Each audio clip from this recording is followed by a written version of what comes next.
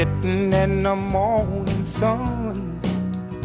I'll be sitting when the evening comes, watching the ships roll in, and then I'll watch them roll away again. Yeah, I'm sitting on the dock of the bay, watching the tide roll away.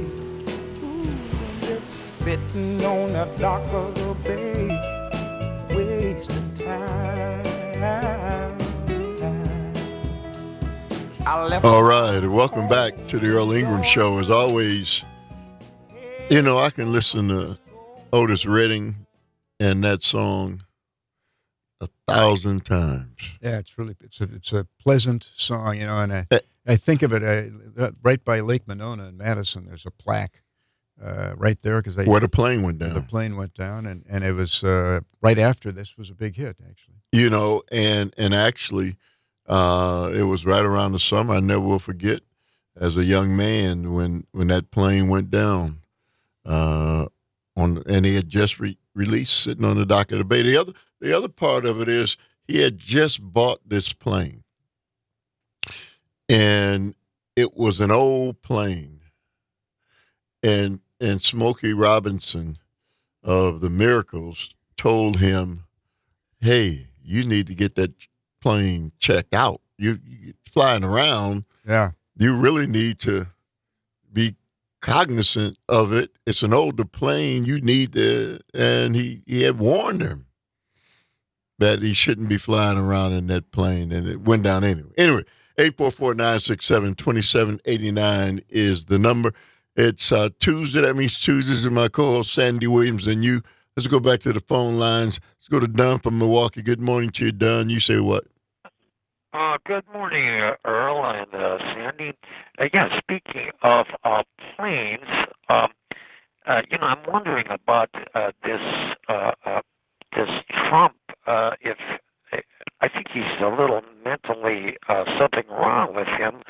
On the Saturday news, and I don't know what he was trying to prove by this.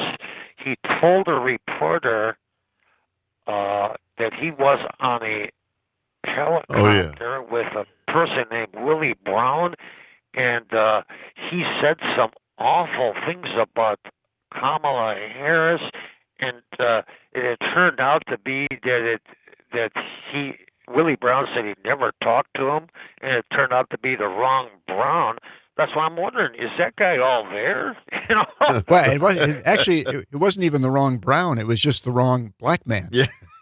It was the guy that was on the plane, apparently helicopter with him, was a legislator from Los Angeles with a different name. He said who sort of humorously said, I'm a tall black man. Willie Brown's a short black man, but maybe we all look alike to Donald Trump. So, apparently the event happened, but it had nothing to do with Willie Brown, and probably had nothing to do with stories that Willie Brown did or didn't tell him about Kamala. Well, and thank you for the call. Truthfully, how soon Republicans forget they were just attacking Joe Biden and calling him Dementia Joe, and they were making a big deal out of the fact that Joe Biden was suffering some, and his memory was not what it was once before, as all of ours have certainly in time will change all of that. But Donald Trump, clearly, Sandy, he sticks out like a sore thumb now. When he's standing next to Joe Biden, he can look spry, right? Yeah. And I challenge you to a golf game. Well, yeah, and then you look at him now, and so up against those young people, he's got old ideas, and he looks tired, and he looks washed out. Well, he's got an approach to the world that I'm not sure has changed much, which is just basically 100% BS. It's designed to be responsive to the moment. It's designed to be persuasive to those who might not be thinking through the facts. It's it's kind of worse than cocktail chatter. I guess it's like cocktail chatter where you're talking to people who've had too much to drink. He doesn't drink, but he's talking to people who have too much to drink who aren't going to think through what he's saying and get all the way to the facts and be persuasive in that regard. So, you can say that there are millions of immigrants coming into this country every month, and gosh, that's a pretty alarming number. It's totally fallacious.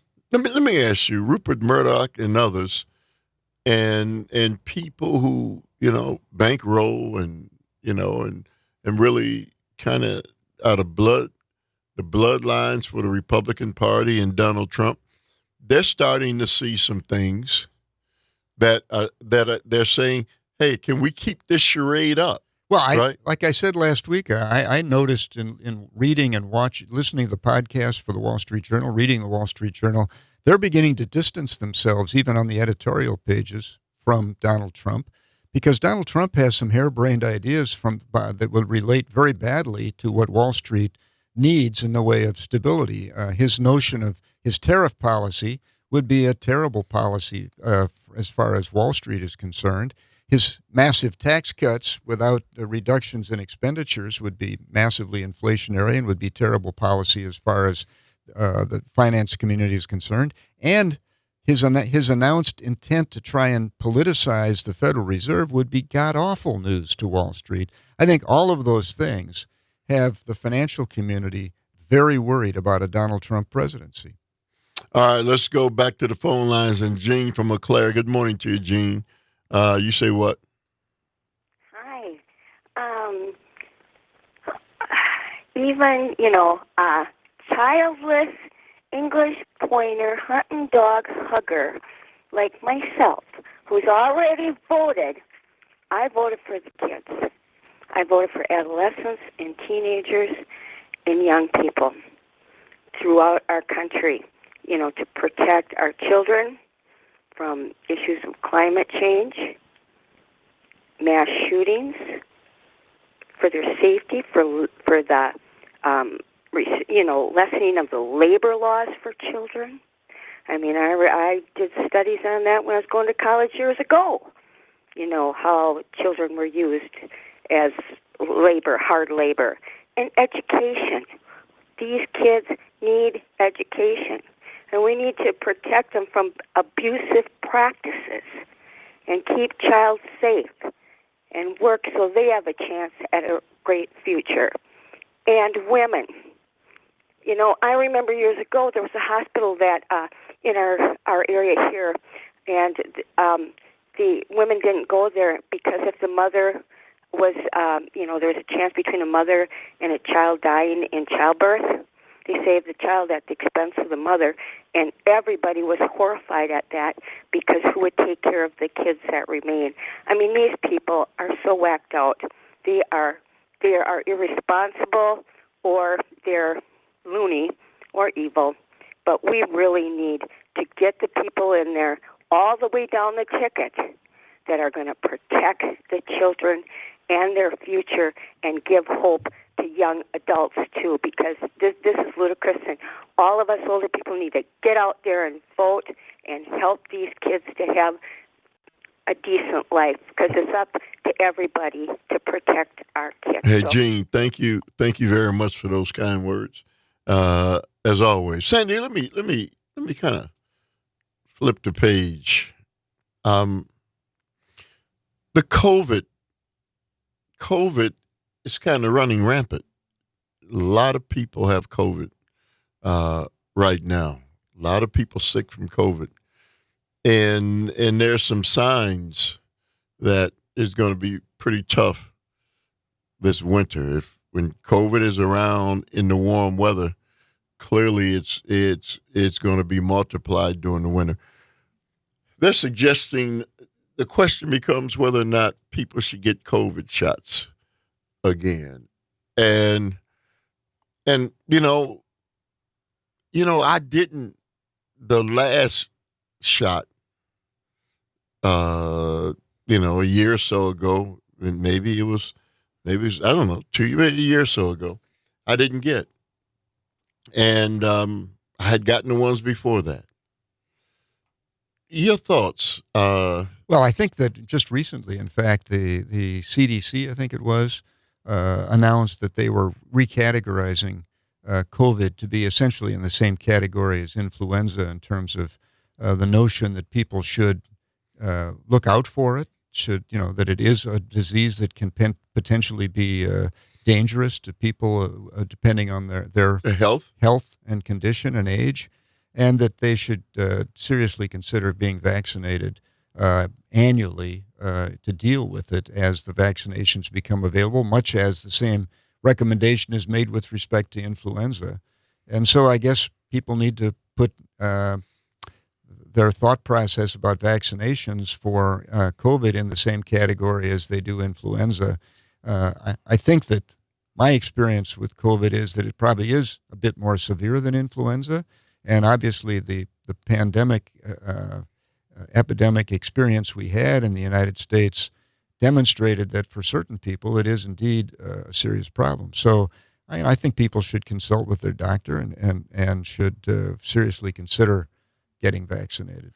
You know, Sandy, it is going, and that's the issue, right? There's been such vilification. Yeah, well, it's come down to this, though. During the period of the epidemic and pandemic, the notion of getting vaccinated was kind of a community obligation because we were trying to keep not only ourselves, but other people, the people we might give it to, from getting it, okay?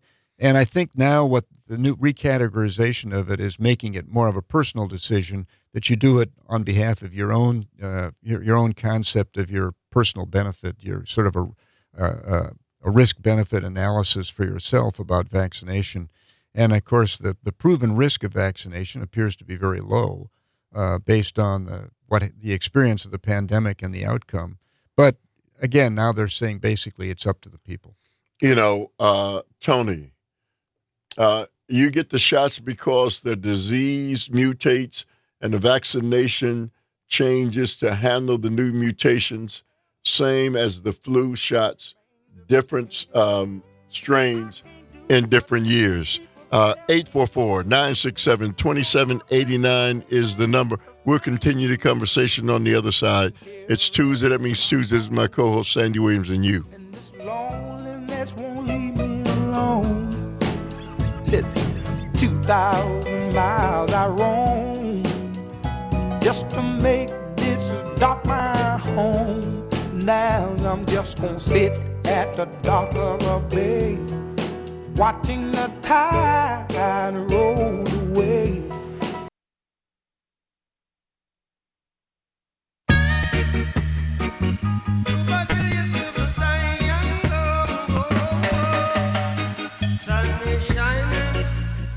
You've been kind of playing a lot of Weather music. Yeah, Bob Marley. Yeah, Bob Marley music lately. Yeah, I like reggae. Yeah, it's a smile. It's a make you smile kind of music. Yeah, you know.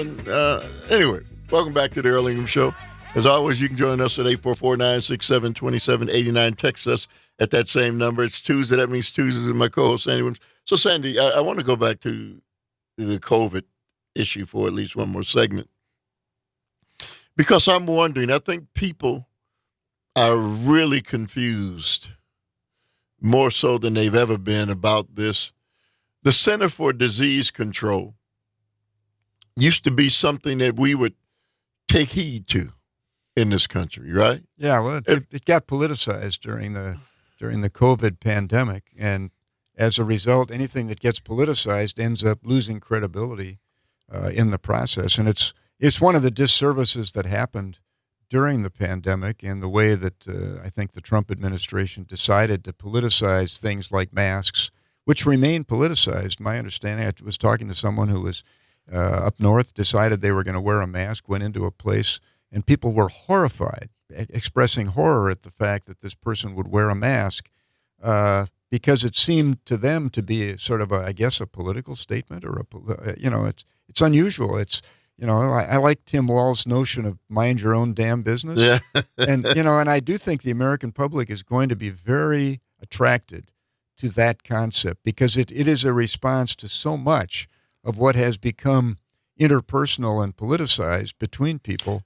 And if people just kind of minded their own damn business, we'd have a much easier time of many things. So, Sandy, if we've gotten to the point where we don't have faith and confidence in the Center for Disease Control long term, look at what that opens us up to. Now, even for those who don't agree with the vaccine for COVID, the other things that the Center for Disease Control and many of the things that they research and give us really life-saving and changing information, we've totally dismissed that. Yeah, I mean, politicizing science, it started kind of with climate change and the politicization of data and the belief that science was manipulating the facts and presenting things to us which weren't in fact factual. And that became politicized. And then during the pandemic, the science of medicine became politicized. And all of that means that we lose faith, we lose confidence in our sources of information. We've gotten to the point where there are very few kinds of facts that can be discussed where people don't take them on from a political standpoint. I'm from Missouri, prove it kind of a thing, and stating their own facts and saying, tell me why I'm wrong, disprove my statement. And, we end up with all of us out here, novices, non-scientists, arguing about concepts about science that can be answered by scientists, but science has been politicized. Well, Sandy, I was talking about this yesterday. That whole debate about not listening to the Center for Disease Control, people started listening to people on social media. Yes. Sure. I mean, Robert Kennedy, okay? Yes. he sounds factual. He's got lots of facts to spout. He's not a scientist, not a doctor. He's got his own theories. His theories don't really relate necessarily to the mass risk-benefit ratio associated with public health. Public health is a very important concept to a country, okay? And public health extends beyond the individual to the general public's health and welfare. And we're looking to our government to help us with public health issues, things, that got things like smallpox under control. We don't have cholera in this country. We don't have a lot of issues in this country that many other places face because we have a national government which has helped us scientifically reach the point where we don't have to worry about those things. Let's go to Cassandra from Madison. Good morning to you, Cassandra. You say what? Hi, Earl. Thanks for taking my call. And Sandy, it's always nice to have you in the seat and listening to your views on particular topics. I did listen to some of the Elon Musk and Trump interview and I just shut it off because he really wasn't saying anything new that I haven't heard before. What I want to say is this, that both parties, both the Democratic Party and the Republican Party, they are not speaking to people like me. I consider myself politically homeless.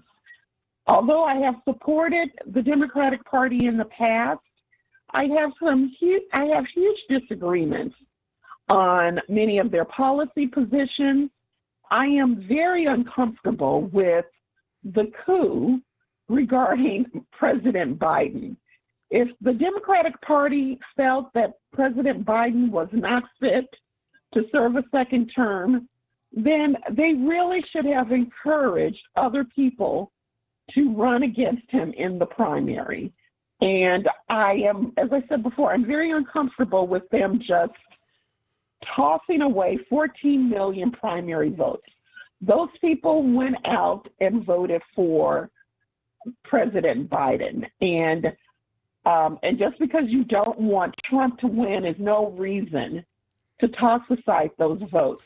Cassandra, let me ask you, and I'll let you continue. Those 14 million people, I don't hear them clamoring and whining and saying, hey, somebody stole my vote.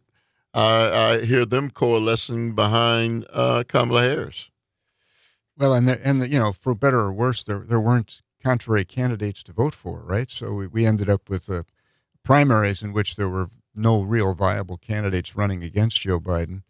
Joe Biden made the decision himself. He obviously received advice, maybe some pressure from third parties, but it wasn't a coup. No one put a gun to his head. I think he looked at the realities and decided, you know what, maybe I shouldn't stand for re-election, and stepped down. And then the party did use its own process for coalescing around Kamala. There's no constitutional requirement that parties have primaries.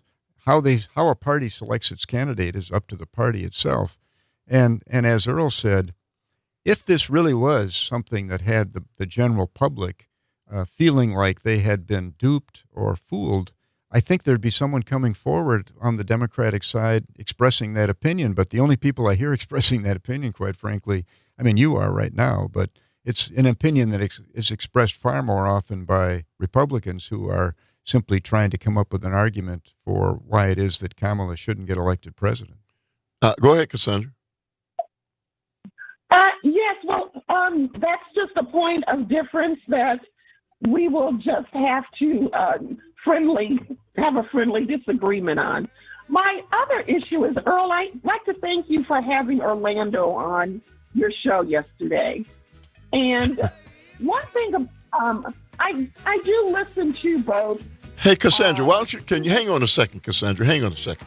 844-967-2789 is the number. It's Tuesday. That means Tuesdays with my co-host, Sandy Williams, and you.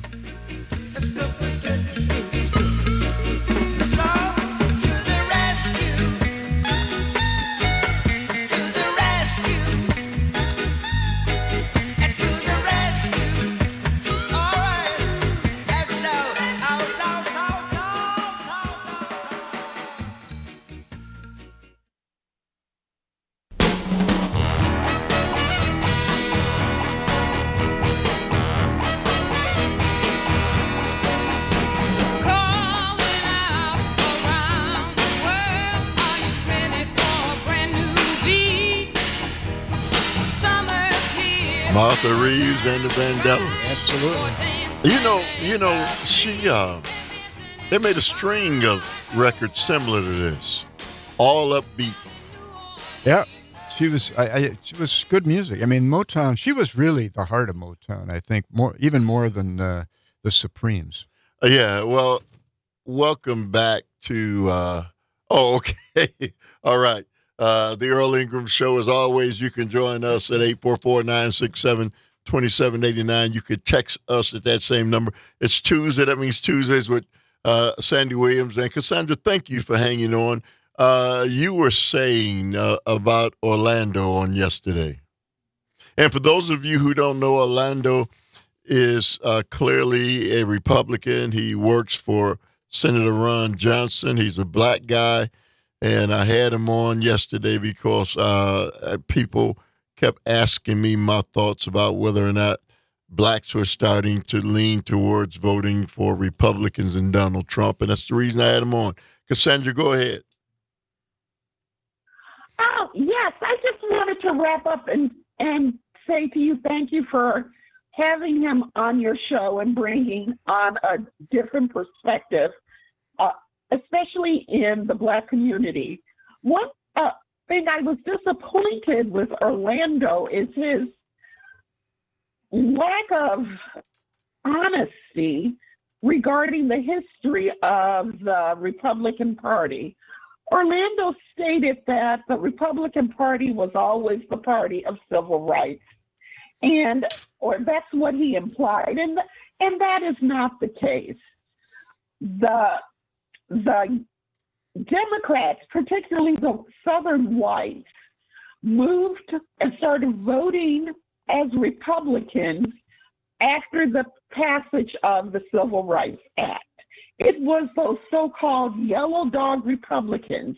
These were people who said, I'd rather vote for a yellow dog before I vote for a Republican. Well, there was a change of heart with that particular Southern white group, and they moved into the Democratic Party. And Orlando was Republican refusing to Republican recognize Party, Cassandra. Yeah. Yeah, Yeah. into the Republican Party. Yeah. Yeah, and as I stated before, I am without a political home because at times I feel both parties, they are not being true to history, and oftentimes they are just not offering the policies that will really help me and my community move ahead. So that's my view, and I know other people might disagree with me, but that's where I am right now. Well, I think. Thank you for listening to me. I think the politically homeless is a growing body. Particularly, it was a growing body during the time when the choice was between Biden and Trump, because there were people with reasons not to be favorable to either side, mostly to do with the individuals. But I think when we need to get back to policy discussions so that the people who are homeless can begin to reflect on what it is that might be good for them in the policies being discussed that might be adopted by their government. We need to deal with those things and get away from all these more superficial social issues that don't really help Tom, Dick, and Mary, but relate to something that might excite or inflame people. And hopefully that's what's going to happen from this point forward during this campaign, because I have a sense that Tim Walz and Kamala Harris are going to be interested in talking about policy. I hope they are, and I believe they will be. Hey, Cassandra, thank you very much for the call, as always. Let's go to Brendan from New Jersey. Good morning to you, Brendan. You say what? I just wanted to address what Cassandra was just saying and try to make it and try to draw some lines for her.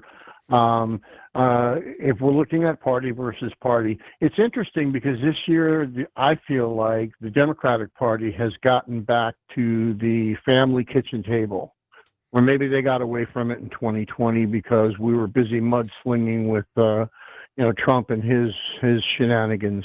But what I would say to a person like Cassandra who feels she's homeless, Cassandra, Earl's a real great listen in the morning. And, imagine if he was no longer there because people didn't like what he was saying and was going to have him fired off the air or get rid of the civic media channel somehow financially altogether. That's the Trump side in Project 2025. Now, you may not agree with everything that Vice President Harris and Governor Walz has to say, but on the bottom line is that with them in charge, Earl will continue his show, other shows will continue, Fox News will continue, and there'll be two sides and three sides to any argument. So I think that's what I would say to Cassandra, who feels she's homeless. She's not homeless. And also, Cassandra, imagine walking out your door and going to a protest because something that Trump did really upset you, and then you're arrested and jailed and don't see your house for maybe 6 months to a year. That's also another part of Project 2025. So I think you need to do a little more homework, and I think maybe that homework will push you towards a political home. And that's it. Hey, Brendan, well said. Thank you very much for the call. Sandy, it clearly, Project 2025, several weeks ago, you did a deep dive, we did a deep dive, and you clearly pointed out a lot of the Orwellian kinds of things that are involved in it. And Donald Trump has clearly pulled away from it.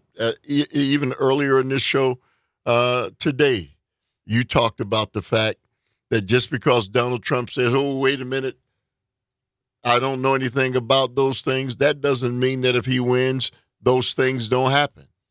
It almost surely doesn't mean that, in fact, because when you read it, you realize how much of it probably comes directly from the people who will be advising Donald Trump or those who were writing this because they knew he would favor it. The notion of getting rid of the 10-year term for the FBI and making him serve at the pleasure of she serve at the pleasure of the president.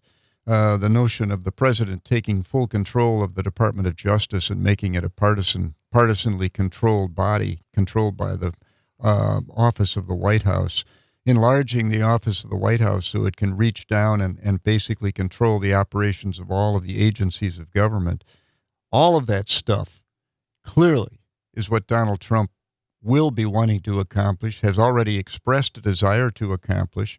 The idea of firing tens of thousands of so-called deep state employees and replacing them with partisan loyalists to the president is something that Donald Trump actually talks about, and it's a great deal of what is the premise of Project 2025.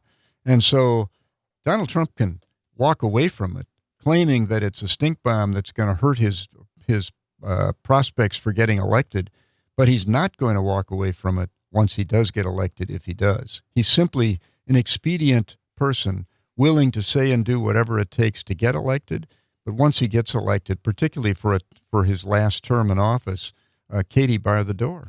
Sandy, I will say this. You and I have been talking, now for some time, and you clearly were never one to openly say the kinds of things that you are saying now about Donald Trump. Why do you think it's important now that you point these kinds of things out? Is it because you think the possibility is nearer that he could possibly win the election? Well, of course. I mean, he's still actually, in terms of polls, it's still neck and neck, and he still actually has the advantage to the extent that you believe the polls as of today. I mean, the trends in the polls is definitely favoring the Harris-Walz ticket, but right now, if we had an election, it might well be that Donald Trump would win. I just think we all ought to resurrect in our mind and make sure that our memories are not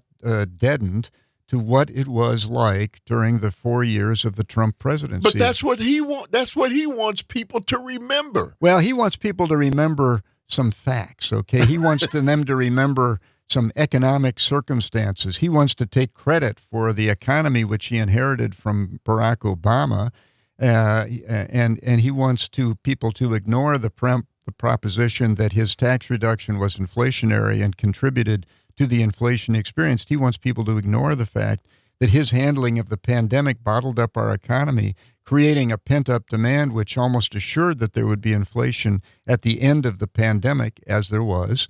He wants people to ignore the fact that he's the one who negotiated the Afghanistan withdrawal, okay, that called for a May 1st withdrawal, and wants only to look at some of the chaos that occurred at the time of that withdrawal.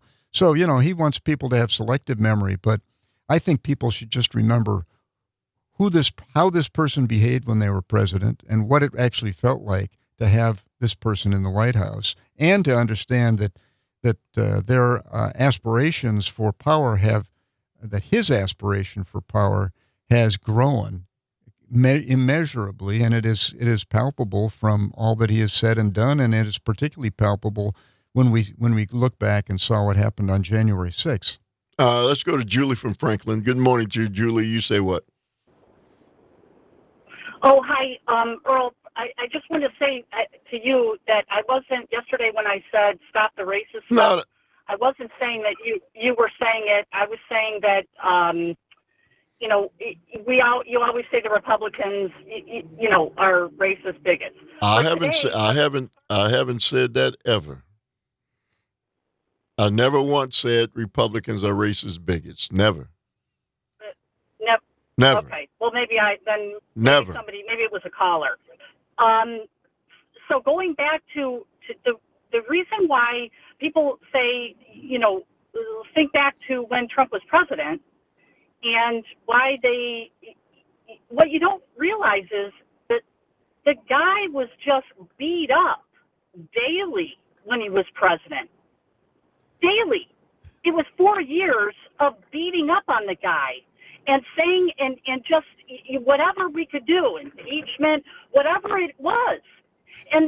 Well, Julie, let me just ask you a question. Don't you think Donald Trump asked for it by his behavior? Wasn't Donald Trump, from the time he was running for office, from the way he behaved during the debates, from the things that he said every day, from his name calling of people, from his nicknaming of people, he was a person who acted entirely outside the norms and precipitated, and I think he did it purposefully, because to be the subject of conversation as far as Donald Trump is concerned, I think, is to be the winner. But my sense is that when people say that he was the object of constant attack, I think that Donald Trump designed it that way. I think that when you call people derogatory nicknames, and you do it with everybody who is your opponent, when you decry and claim that a person running for president wasn't born in the United States and isn't eligible without facts, when you behave the way he behaves, don't you get that kind of reaction? I mean, don't you think? I'm just surprised that people want to paint him as a victim when he was a proactive kind of a provocateur. And that's what he is. He was a proactive provocateur. Go ahead, Julie. Okay, well, if anything, he's not a victim. He absolutely isn't a victim. But this is where I try to tell you guys when I call in. You're talking to me and Republicans like we're children, and we need to be told what's right and how to talk, and you can't say this and you can't say that, because if you do that, then we're going to come after you. It makes no sense. The vaccines are a perfect example. Trump got the vaccines in an incredibly fast amount of time, and Kamala Harris said, I will not take a vaccine that he has come up with. Julie, hang on a second. 844-967-2789 is the number. It's Tuesday. That means Tuesdays with my co-host Sandy Williams and you.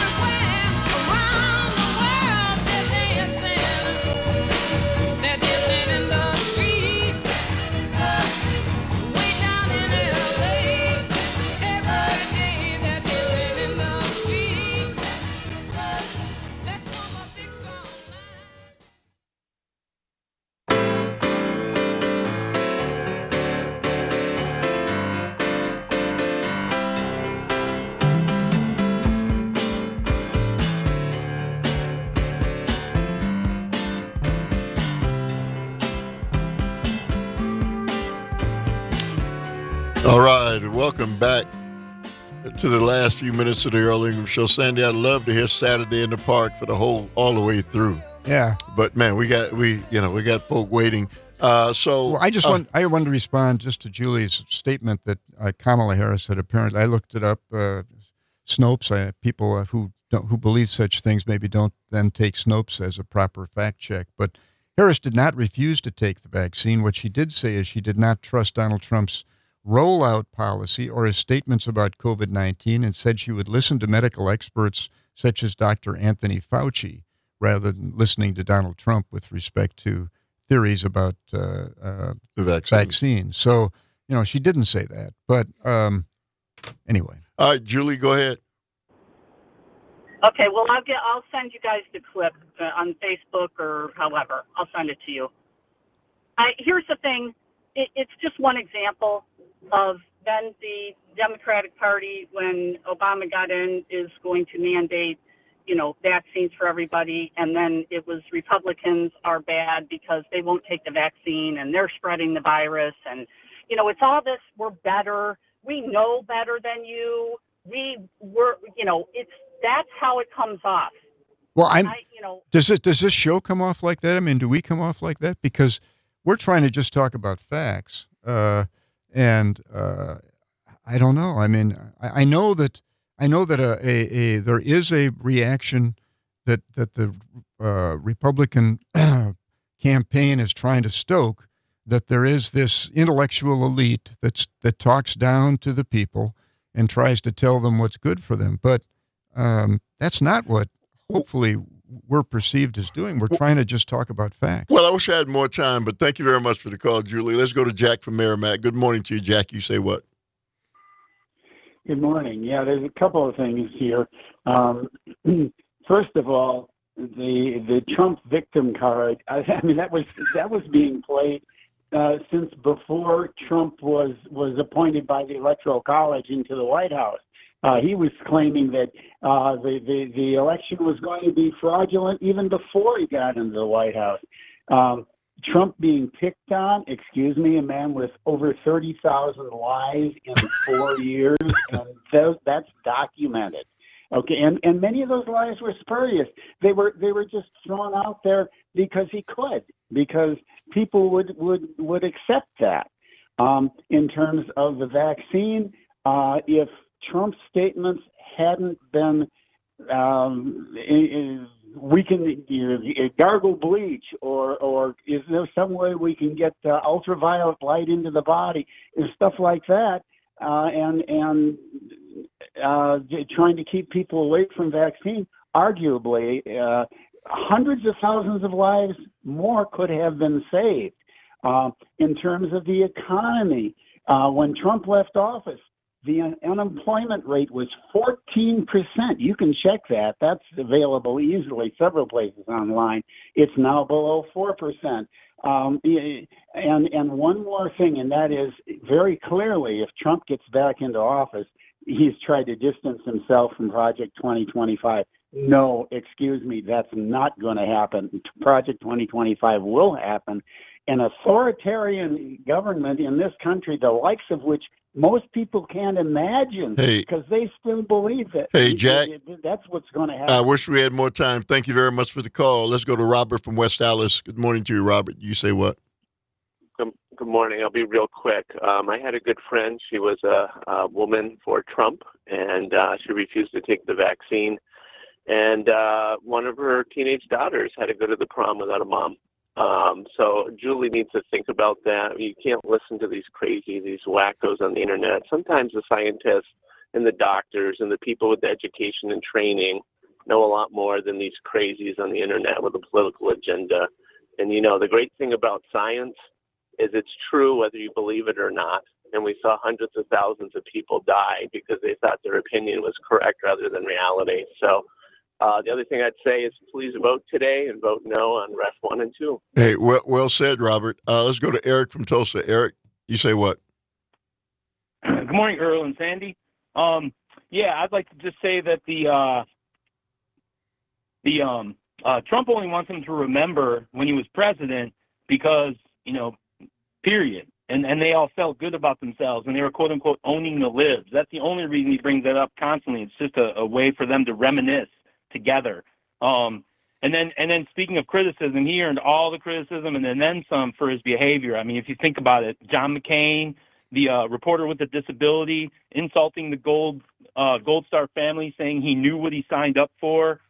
He plays victim 24/7. He's feeding the grievance train. And when when your previous caller talks about, speaking to conservative callers, quote unquote conservative callers, they sound like a child. I was thinking that earlier when CJ was speaking. He sounds like a petulant child, and you have to berate him because he's being childish. And again, the grievance. Well, those are your words, not ours. Okay, but we don't want to stoke that. I sound like a child, and anybody listening can't deny it. You can say you didn't say it, but you can't deny he sounds childish. And I say, if you can't ignore these folks, these modern-day Neanderthals, I say ridicule them. Ridicule these weirdos, because obviously that's working. Hey, Eric, thank you very much for the call. Let me say, as I was coming here, I went by a coffee house, and sitting out in front of the coffee house is a guy that's there every day. And in front of him, he had a book, a big, thick book, and it was the story of Galileo.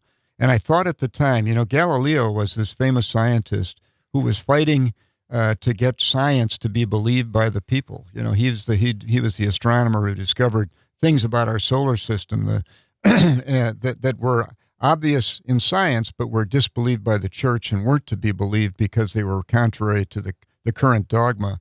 And I worry that that's where at the time I thought, that's what we're slipping back into. We're going to have, people are going to be reading books 300 years from now about the people who stood up against all of these deniers of facts and science and stood up for the important thing, which is the continuation of scientific thought.